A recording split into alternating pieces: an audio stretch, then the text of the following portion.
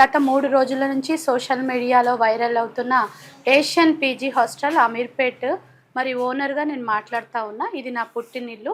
So 2022వ సంవత్సరము వీర హనుమాన్ రెడ్డి మరి అదేవిధంగా కాకినాడ సీను అగ్రిమెంట్ చేసుకొని మా బిల్డింగ్ని రెంట్కి తీసుకోవడం జరిగింది. మరి దాని తర్వాత వాళ్ళిద్దరికి ఏం ప్రాబ్లమ్స్ వచ్చినాయో మరి వీర హనుమాన్ రెడ్డి ఈ హాస్టల్ని రన్ చేస్తూ ఉన్నాడు.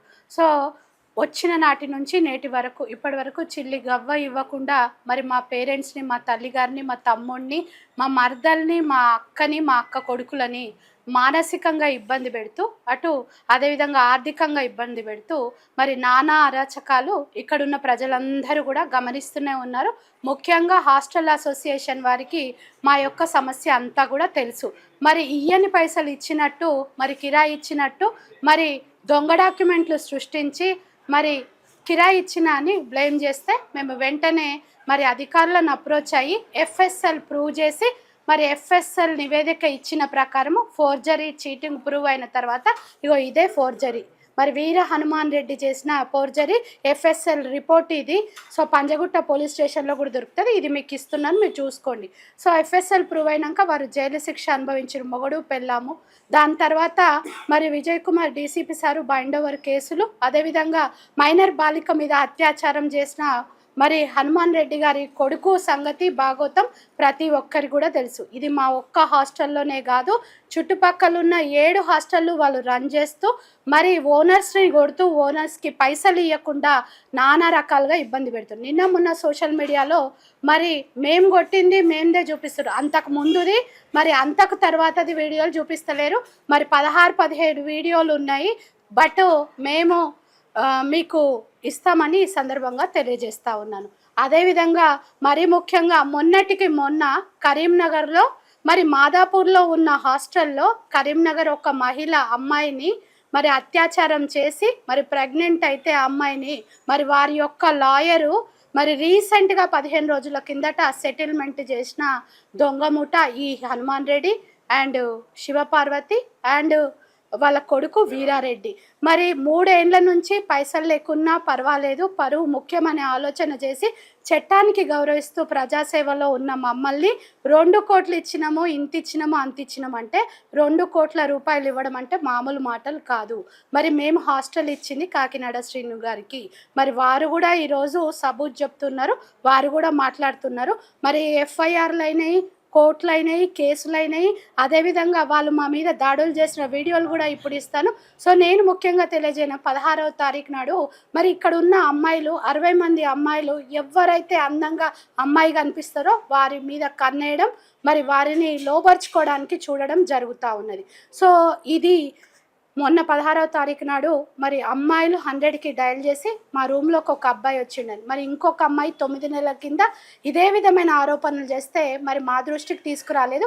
మొన్న వాళ్ళు నా దృష్టికి తీసుకొచ్చారు. మరి నా కుటుంబం నా ఇల్లు కాబట్టి ఖచ్చితంగా పరువు పోతుంది అని రంగంలోకి నేను, సహచర కార్పొరేటర్ సోమాజిగూడ మరి వనం సంగీత గారు రంగంలోకి దిగి డీసీపీ మహిళా మేడంని కలిసి అదేవిధంగా మరి మహిళా కమిషన్ గారిని కలిసి మరి నివేదిక ఇవ్వడం, మరి వారి చర్యలు చేపడతా ఉన్నారు. ఖచ్చితంగా మాకు కావాల్సిన డిమాండ్ ఏంది అని అంటే మరి సీసీ ఫుటేజ్లు కావాలి. అప్పటి వరకు నడిచిన సీసీ ఫుటేజ్లు మరి అప్పుడు వచ్చి డిస్కనెక్ట్ చేయడము, మరి 2 సీసీ ఫుటేజ్ల మీద బట్ట కప్పడము, అది అందరు హాస్టల్లో ఉన్న అమ్మాయిలు చూసిండ్రు, వాళ్ళని నిలదీసిరు. గట్టిగా నిలదీస్తే మరి వారికి ఒక బౌన్సర్ని పెట్టి ఒక వార్డెన్ని పెట్టి వాళ్ళ రూమ్లోకి పోయి బోలెట్లు పెట్టి మరి మీరు మీ కెరియర్ పాడు చేస్తాము, మీరు బొంతు శ్రీదేవి మీద కేసు పెట్టండి, సంగీత మీద కేసు పెట్టండి అని నిన్నటి నుంచి వాళ్ళని భయభ్రాంతులకు గురి చేస్తూ ఉన్నారు. మరి వారు భయపడక డీసీపీ మేడం దగ్గరికి, కమిషనర్ మేడం దగ్గరికి కూడా రావడం జరిగింది, సాక్ష్యాలు కూడా ఇవ్వడం జరిగింది.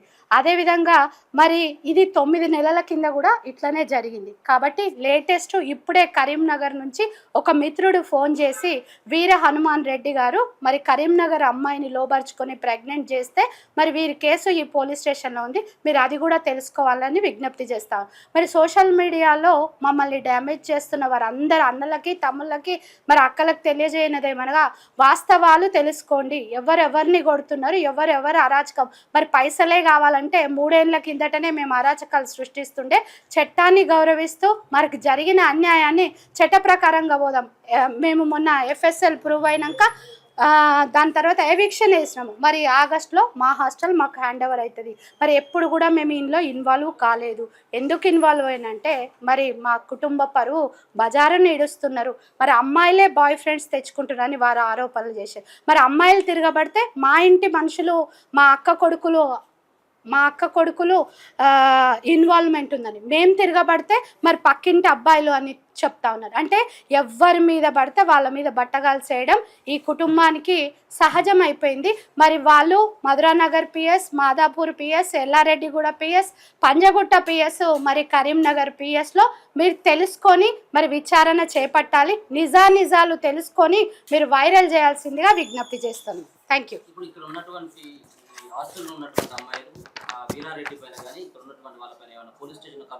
ఇచ్చిండ్రు, డీసీపీ గారికి ఇచ్చిండ్రు. ఎస్ ఉన్నాయి డీసీపీ గారికి ఇచ్చిండ్రు. సిఐ గారు వచ్చి ఇక్కడ స్టేట్మెంట్ తీసుకోవడం జరిగింది. మళ్ళీ నిన్న కూడా మహిళా కమిషన్కి కూడా వాళ్ళు రావడం జరిగింది. వాళ్ళందరూ కూడా ఇచ్చిండ్రు. ఇవాళ ఒక అమ్మాయి ఇక్కడ ఉన్న పోలీసులను చూసి నిన్న అందరూ పోలీసు వాళ్ళు ఉన్నారు. అంటే గత సంవత్సరం ఆ అమ్మాయి ఇందులో హాస్టల్లో ఫ్యాషన్ డిజైన్ కోర్స్కి జాయిన్ అయితే మరి తండ్రి ఆమె మీద నువ్వు నాకు కావాలని అడగడం, మరి కొడుకు నువ్వు నాకు కావాలని అడగడం మరి ఈరోజు కలకలం రేపుతా ఉంది.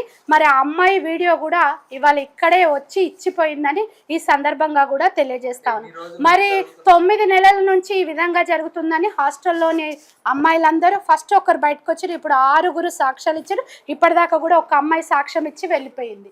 ఎందుకు అని అంటే ఇవాళ మనకి జరిగింది రేపు ఇంకొకరికి జరుగుతుందని ఒకరికొకరు వాళ్ళే ముందుకు వచ్చి మరి వీళ్ళ యొక్క అరాచకాలు తెలియజేస్తాను. అమ్మాయిల మానానికి ప్రమాదం జరుగుతుంది కాబట్టి ఏషియన్ పీజీ హాస్టల్ మరి ఇక్కడున్న సమాజంలో ఉన్న 150 హాస్టల్స్ ఇక్కడ ఉంటాయి. మరి ఆ 150 హాస్టల్స్ ఓనర్స్ని మీరు అడిగి తెలుసుకోవాల్సిందిగా విజ్ఞప్తి. మరి శివపార్వతి అనేట ఆమె క్యారెక్టరు, హనుమాన్ రెడ్డి క్యారెక్టరు మరి ఇళ్ళకు చొరబడి మనుషులను చొరబడి కొట్టిన వీడియోలు కూడా మీకు ఇస్తాము. సో మేము చేసిన దాడి అని చూపిస్తుంది. అంతకు ముందుకు మా మరదల్ని ఒక కుక్క కండ ఎట్లా పీకుతుందో అట్లా పీకితే మరి అమ్మాయిని రక్షించడం కోసం అమ్మ దాడి చేసిన విషయం వాస్తవం. అది 2 ఏళ్ల కిందట విజయ్ కుమార్ డీసీపీ గారు మరి వాళ్ళకు మొట్టికాయలు పెట్టి బైండ్ ఓవర్ చేసిన సందర్భం కూడా మీరు అక్కడి నుంచి తీసుకోవాల్సిందిగా విజ్ఞప్తి చేస్తాం. రానివ్వరు, నీళ్లు బంద్ చేస్తారు, కరెంటు బంద్ చేస్తారు, వచ్చేటోళ్ళని పోయేటోళ్ళని మరి చుట్టాలను కూడా ఇంట్లోకి రానికి లాస్ట్కి ఇది మా ఇల్లు అని ఈరోజు ఎవిక్షన్ లేసి స్టెటస్కోల్ తెచ్చి మరి అదేవిధంగా కరెంటు మీటర్ల మీద కూడా తెచ్చి అటు ఇటు పోతుంటే ఈ టీజింగ్ చిన్నపిల్లలను కనుక ఏ విధంగా చేస్తారో దీని సందర్భంగా మా అమ్మని మీరు ఆ వీడియోలో చూసినట్లయితే 2 ఏళ్ల కిందట వీడియోలో ఎట్లా ఉంది ఇప్పుడు ఎట్లా ఉందో మీరు గమనించగలరు. మా తమ్ముడు కూడా మానసికంగా ఇబ్బంది పెట్టి చంపేసేటట్టు భయభ్రాంతులకు లోన్ చేస్తున్నారు ఆ కుటుంబం. కాబట్టి వారి మీద ఉన్న చుట్టుపక్కల ఉన్న కేసులు మరి రేవంత్ రెడ్డి గారు రక్షించండి అని అంటే మరి రేవంత్ రెడ్డి గారు తప్పకుండా మీరు కలిసి రండి. మరి మీ కేసులన్నీ మేము చూపిస్తాం. మేము దేనికైనా సిద్ధమే అని తెలియజేస్తూ మహిళలకు సీసీ ఫుటేజ్లు ఇచ్చే వరకు మరి వాళ్ళ అబ్బాయిని శిక్షించే వరకు మరి ఈ విధంగానే ప్రయత్నం చేస్తామని తెలియజేస్తాము.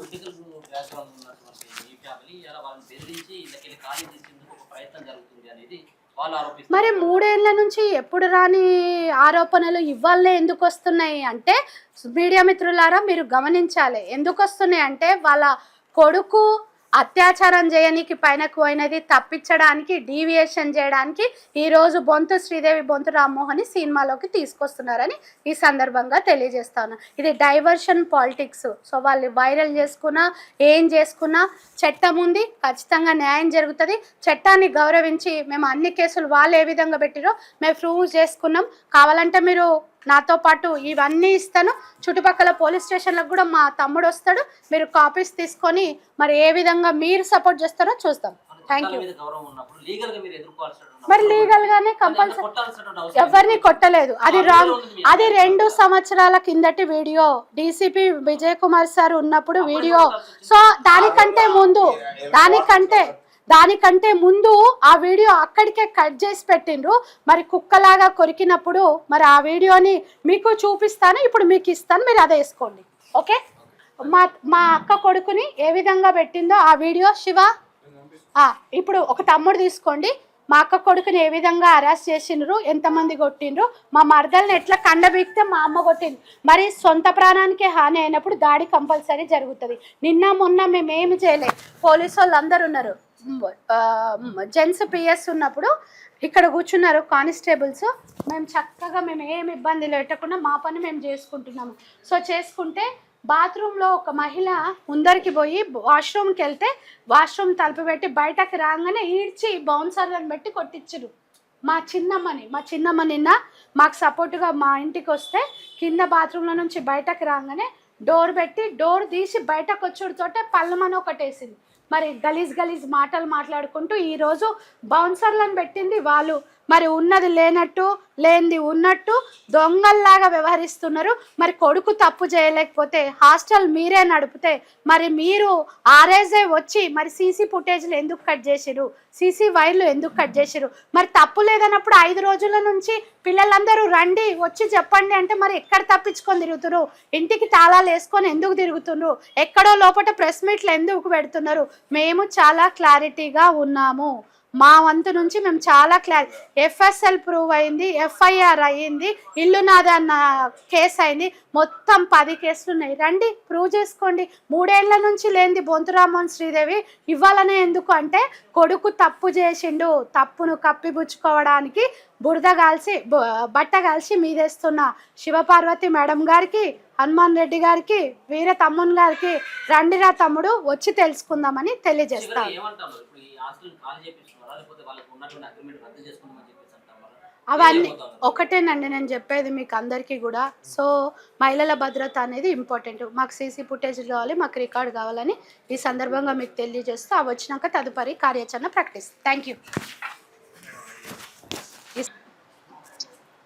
फ्राइडे नाइट को 4:30 को अभी गर्मी की वजह से हम लोग पूरा डोर 2 महीने से ओपन करके सो रहे.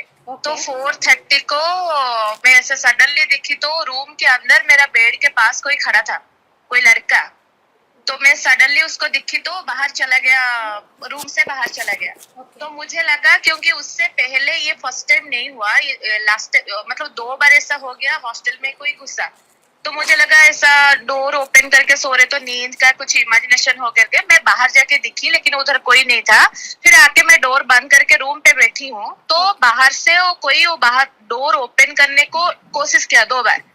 तो मैं डर के रूम पे बैठी थी. फिर अचानक से बाजू के रूम पे भी कुछ साउंड आया. मतलब हमारे रूम पे वो बंदा अकेला नहीं आया था, मतलब और 2 रूम पे भी वो गया. तो हम जब नीचे आके कंप्लेन दिए, ओनर्स को कंप्लेन दिए, वो लोग तुरंत कुछ भी एक्शन नहीं लिए. वो बोले ठीक है, मतलब कोई ऐसा नहीं है, कोई नहीं आया, मेन डोर तो बंद है, इधर सीसीटीवी है, कोई नहीं आया, ऐसा करके हम लोग को बात को पूरा इग्नोर कर दिए. तो एक दिन हम पूरा वेट किए, मतलब एक दिन बोले तो उसी दिन 4:30 को घुसा, इवनिंग तक हम वेट किए. इवनिंग हमारा ओनर आंटी जो है वो आंटी आए थे हॉस्टल को. तो हॉस्टल में आके वो बोल रहे कि तुम लोग पूरा छोटा छोटा कपड़ा पहन के घूमते रहते हो, नाइट में भी वही शॉर्ट्स वगैरह पहन के सोते हो, बाहर भी जाते हो गंदा कपड़ा पहन के जाते हो, तो कोई बाहर से आया होगा कोई लड़का, नहीं तो तुम लोग अपना बॉयफ्रेंड को बुलाए होंगे, इसलिए वो आके तुम्हारे रूम पे घुसा होगा. हमारा कुछ उसमें कुछ नहीं है, हम कुछ नहीं कर सकते. हम बोले ठीक है, अगर हम लोग किसी को बुलाए तो आप एक काम करो, हमें सीसीटीवी का फुटेज दिखाओ, कौन आ रहा है कब से आ रहा है हमें नहीं पता. और एक लड़की थी 204 का, वो लड़की 3-4 दिन से कुछ फील कर रही है. मतलब उसका जो विंडो है वो आउटसाइड है, तो वो हॉल में कोई चल के जाएगा तो पता चल जाता है. तो उसको 3-4 दिन से फील हो रहा था कि कोई आ रहा है, कुछ हो रहा है. लेकिन हम जब उनको पूछे वो बोले कि वो कैमरा का वायर कट हो गया है, हम लोग के पास कुछ भी नहीं है. अगर उसी दिन चोर आया था, चोर तो नहीं है वो, क्योंकि हम लोग का मोबाइल लैपटॉप पूरा बेड के ऊपर सेफ है. जो 3 रूम पे वो घुसा था, 3 रूम पे पूरा सब कुछ है, बस वो खड़ा होके दिख रहा था. वो क्या दिख रहा था, क्या फोटो ले रहा था या फिर वीडियो ले रहा था या फिर रूम पे किधर कैमरा, कुछ भी अभी पूरा पॉकेट में भी कैमरा लगा सकते, कुछ भी वो स्पाई कैमरा वगैरह लगा सकता, क्या कर रहा था हम लोग को नहीं पता. अभी इन लोगों को बोले तो वो लोग कुछ भी एक्शन नहीं लिए, उल्टा हमारे ऊपर ही पूरा ब्लेम कर दिए. जब उसी दिन हमारे सेफ्टी के लिए हम 100 को कॉल किए तो पुलिस वाले आए थे. सैटरडे नाइट को पुलिस वाले आए तो पुलिस वाले के सामने भी ये लोग हम लोग को पूरा ब्लेम किए, तुम लोग गंदे हो, गंदा कपड़ा पहन के घूमते रहते हो, ऐसा ऐसा जो भी है। वो जाने के बाद उनका जो बेटा है वीरा वीरा समथिंग, उसका टाइटल क्या है मुझे नहीं पता, वीरा रेड्डी, वो क्या बोला, तुम जैसे हमारे नाम पे कंप्लेन दिए ना, हम लोग 3-4 लड़के को ऐसे बुला के तुम लोग के ऊपर रिवर्स केस डालेंगे, ऐसा वो लोग हम लोग के ऊपर धमकी दिए। तो अभी फिर बीच में भी मुझे वो शिरीषा है ना, हमारा जो वार्डन है, वो भी आके एक दिन मुझे बोल रही है कि अभी एक दिन नहीं, डे बिफोर वो बोल रही है कि तुम ऐसा मतलब साइन कर देना, केस दे देना, अभी देखो तुम्हारे नाम पे भी केस आएगा, हम लोग तुम्हारे ऊपर भी उल्टा केस डालेंगे। फिर दूसरे रूम को जाके हमारे फ्रेंड लोग को बोल रहे हैं कि ये लोग गंदे हैं, उड़ीसा से आके इधर गंदे काम कर रहे हैं, हम लोग इनको 2 साल से भगाने की कोशिश कर रहे हैं, ये लोग लड़के लोग 2 साल से इधर आके गंदे काम कर रहे हैं, इसलिए बाहर नहीं जा रहे, ऐसा गलीज बात पूरा बोल रहे हैं। ठीक है, हम लोग जब जितनी बार सीसीटीवी फुटेज, जितनी बार वीडियो मांगे, ये लोग कुछ नहीं दे रहे, उल्टा हम लोग को ब्लेम कर रहे पूरा। Okay okay thank you. हाँ, thank you. రాసుకోండి, అరుణ ఒడిస్సా. ఏంటిది మీకు వీరారెడ్డికి ఉన్నటువంటి సంబంధం ఏంటిది, అసలు ఈ ఆసుపత్రికి మీకు ఉన్నటువంటి అనుబంధం ఏంటి? యాక్చువల్గా ఈ హాస్టల్ నేను వీరారెడ్డి, నా పేరు పివిసిఏ నారాయణరావు, నన్ను ఇక్కడ కాకినాడ శ్రీని అంటారు, కలిపి తీసుకున్నాం, ఇద్దరం కలిపి తీసుకున్న తర్వాత అడ్వాన్స్ ఇద్దరం కలిపి ఇచ్చాము. మొత్తం ఇక్కడ లోపల వర్క్లన్నీ మేము మంచాలు గించాలన్నీ మేము కలిపి చేయించుకున్నాం.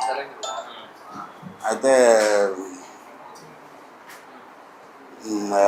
అన్నీ అయిపోయిన తర్వాత పెట్టుబడి అంతా పెట్టేసిన తర్వాత అతనికి నాకు ఇబ్బంది కొంచెం తేడా వస్తే నువ్వన్నా తీసుకో, నేనన్నా తీసుకో, దీంట్లోనే కాదు వేరే హాస్టల్ వేరే బిజినెస్లో కూడా మా ఇద్దరికి తేడా వచ్చింది. 2-3 బిజినెస్లు ఉన్నాయి మాకు.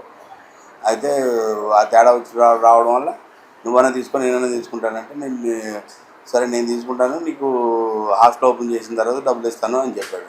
చెప్పి ఏం చేశాడంటే అందువల్ల మేము ఇద్దరం అగ్రిమెంట్ క్యాన్సిల్ చేసుకోవడం జరగలేదు. మన డబ్బులు ఇచ్చేదాకా అగ్రిమెంట్ క్యాన్సిల్ చేసుకోకూడదని కూర్చున్నాం. క్యాన్సిల్ చేసుకోలేదు. ఈలాగా ఓనర్ గారి మీద ఆల్రెడీ కోర్టుకు వెళ్ళి వేరే ఫోర్జరీ అగ్రిమెంట్ తెచ్చి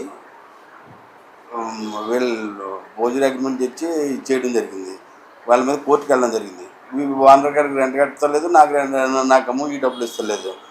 అయితే నేను అడుగుతుంటే నన్ను బెదిరిస్తా, లేకపోతే దాట వేస్తా, కొన్నాళ్ళు దాట వేశాడు. కొన్నాళ్ళు పోయిన తర్వాత బెదిరించడం మొదలెట్టాడు. ఇలాగ ఒకసారి పోలీసు నన్ను పిలిచారు, పంజాబ్ పిఎస్ వాళ్ళు పిలిచి ఏంటి ఈ అగ్రిమెంట్ కరెక్టా, ఈ అగ్రిమెంట్ కరెక్టా అన్నారు. బాబు ఈ అగ్రిమెంట్ అయితే మేము ఇద్దరం కలిపి చేయించుకున్నాం, ఇది మాది అగ్రిమెంట్ అని నేను చెప్పాను. చెప్పిన తర్వాత అతను ఫోర్జరీ అని తేలింది అతనిది. అది దానివల్ల అతను దాని విషయమై జైలుకి కూడా వెళ్ళడం జరిగింది, భార్యాభర్తలు ఇద్దరునే. ఆ తర్వాత మాదాపూర్లో కూడా ఇలాగే చేశాడు. మాదాపూర్ స్టేషన్ కూడా ఉంది. మాదాపూర్ హాస్టల్ దగ్గర ఇదే పని. ఇతను హాస్టల్ తీసుకోవడం, ఇలా కబ్జా చేయడం, కబ్జా చేసి డబ్బులు కట్టకపోవడం, ఇదే పరిస్థితి ఇతని పరిస్థితి ఎప్పుడు. ఇంకా అందరితోటి గొడవల కింద ఉంటాడు. ఏమన్నా అయితే చంపుతాను, నరుగుతాను, ఏమన్నా చేస్తాను, నేను మహా తెలివనండి. నేను డబ్బులు కూడా ఎలా సంపాదించాను. అది ఎన్ని తిట్లు తిట్టి ఎవరన్నా ఏమన్నా అనుకున్నా, ఎన్ని శాపనాదాలు పట్టినా, ఎన్ని తిట్లు తిట్టినా నాకెందుకు తగులుతాయి, నాకు డబ్బులే, 4 తిట్లు తిట్టాడు కానీ నాకు డబ్బులే ముఖ్యం అంటాడు అతను. అది మీరిద్దరు పార్ట్నర్షిప్లో ఈ హాస్టల్ నడిపించినప్పుడు ఇక్కడ ఉన్నటువంటి బిల్డింగ్ ఓనర్ తోటి ఎప్పుడైనా ఇబ్బంది జరిగిందా సార్? ఇద్దరం కలిపి ఎప్పుడు నడిపించలేదు సార్. ఈ బిల్డింగ్ అగ్రిమెంట్ అయిపోయిన వెంటనే మేము ఏం చేయమంటే ఈ బిల్డింగ్కి లోపల ఇంటీరియర్స్ చేయించడం జరిగింది. ఇంటీరియర్స్, ఈ సీలింగు, ఈ టైల్స్, ఆ తర్వాత ఈ గ్లాసెస్ ఇవన్నీ వేయించడం, తర్వాత రూముల్లో సీలింగ్ చేయించుకోవడం, రూమ్లో పార్టీషన్ చేయించుకోవడం, ఇవన్నీ వర్క్లు చేసాం. అది అవన్నీ అయిపోయిన తర్వాత నాకు పడలేదు. నీ నా డబ్బులు నాకు ఇచ్చేయలేకపోతే నువ్వు జరిగిపో, లేకపోతే నేను జరిగిపోతానంటే నేను జరిగిపోతాను, నువ్వే జరిగిపో, నేను నీ డబ్బులు తర్వాత ఇస్తాను అన్నాడు. అది తర్వాత ఇస్తానని వెళ్ళిపోయావు కదా, ఇప్పుడు నాకే సంబంధం, నేనేమన్నా ఏం చేసుకుంటావు చేసుకో అనడం జరిగింది.